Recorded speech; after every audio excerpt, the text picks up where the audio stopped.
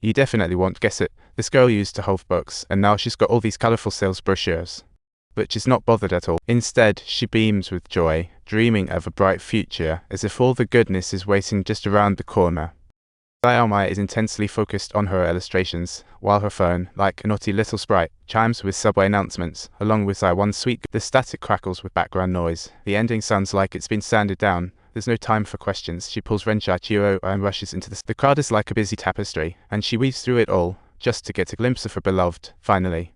At their meeting spot, she saw Saiwon's lonely figure and dashed over like lightning. She hugs Saiwon tightly. Interview pressure, an invisible weight, leaves her gasping, with repeated failures hiding bitterness. Living with her parents, Saiwon often feels inferior for not landing a job, and all this has hit her confidence pretty hard. Sayama suggests they move in together, because at least that would be a step up. Soon enough, they find the perfect place, like something out of their dreams, with a 3-meter-long balcony. In the window, they can admire the stunning view of the bridge over the bay, and they happily decorate their new home, swapping heavy drapes for light and airy curtains. The living room has a comfy sofa, the bedroom a plush mattress. They hang a gorgeous crystal chandelier in the center, and after all their hard work, it finally feels like home. Their new life begins with the bakery around the corner always wafting lovely scents by 5 a.m. The owner often sees them strolling past the floor-to-ceiling windows with brown paper bags, and he can't help but admire them.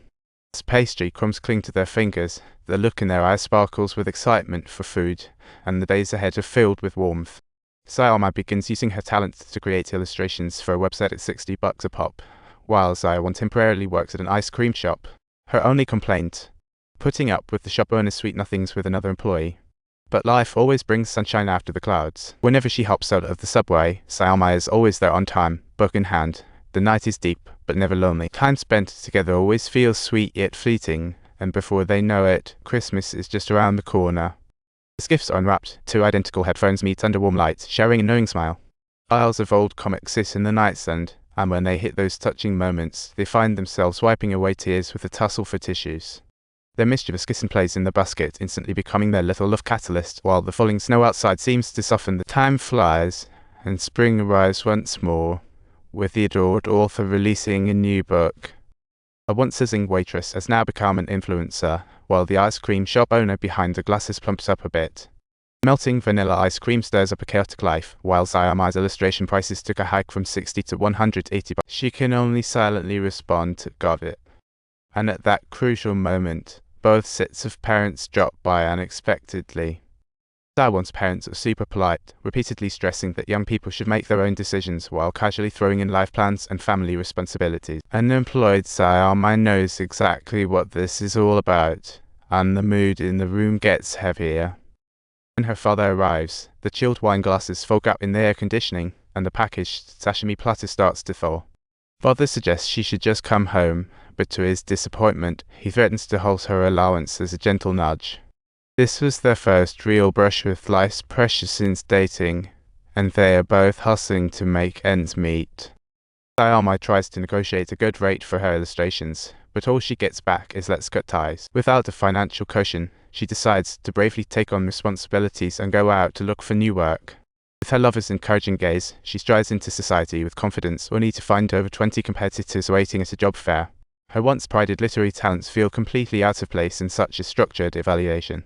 The vibe in the rental feels like a never-ending friction, and the job listings get flipped one after another. The light in the next room often stays on late. Saiwon is busy with her teaching materials, and the tables left with sighs over their living expenses. The fabric shoes in the doorway are already gathering dust, and the silence in the rental lingers until Saiwon finally lands at the job. In the spring season, Sayama starts a job at a logistics company, which has nothing to do with her usual passions. But it solves her current living challenges, and one day, they finally share some long-awaited sunshine on the balcony. They feel grateful for supporting each other in the low times, and their conversations are filled with dreams for the future. But the workplace reality is more brutal than they imagined. Sayama is assigned to the business department, spending her days in the office trailing her boss around. Social events gradually vanish from her schedule, and dating her girlfriend becomes a luxury. Returning home under moonlight becomes the norm, and weekend overtime becomes a habit as the initial enthusiasm seems to fade away. One evening at the end of February, Sayawan wants to invite her to see a play, but finds it hard to voice it. Sure enough, this weekend Zayama has to accompany her boss on a business trip, and all Zayama can do is smile and say it's fine, while Zayama knows she's not being sincere. Subtitles, oh, I understand. I was just asking if you don't want to go, right? Well, I definitely do want to go, but what I'm trying to say is, if you don't want to go, just say so, huh? I agree. Aren't there too many no-goss? Stop pretending to be ignorant any longer. Don't force me to call out your shameless deeds.